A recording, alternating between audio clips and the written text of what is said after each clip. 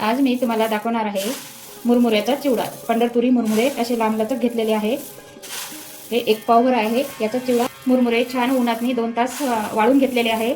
छान असे कुरकुरीत झालेले आहेत। याचा मी चिवडा बनवून दाखवणार आहे। कढई तापलेली आहे, कढईमध्ये तेल टाकलं। आता आपण शेंगदाणे भाजूया। भरपूर शेंगदाणे लागतात,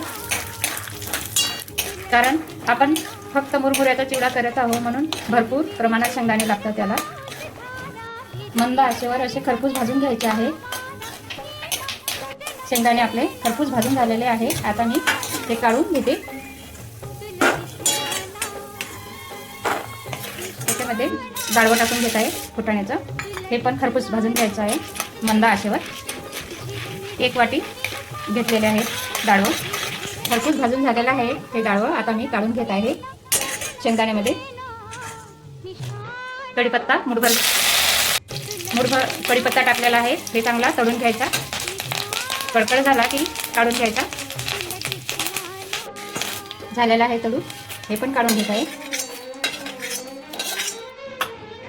गरम तेलामध्ये फोडणी करून घेऊ। थोडीशी मोहरी टाकून घेत आहे, थोडंसं जिरं, हळद। याच्यामध्ये हे मुरमुरे टाकून घ्यायचे। मुरमुरे चांगले भाजून घेतले की याच्यामध्ये थोडंसं मीठ पण वरतून टाकायचं आहे। मीठ टाकून घ्यायचं चवीनुसार। ही शेव मी घरी बनवलेली आहे। या चिवड्यामध्ये घेत आहे टाकून।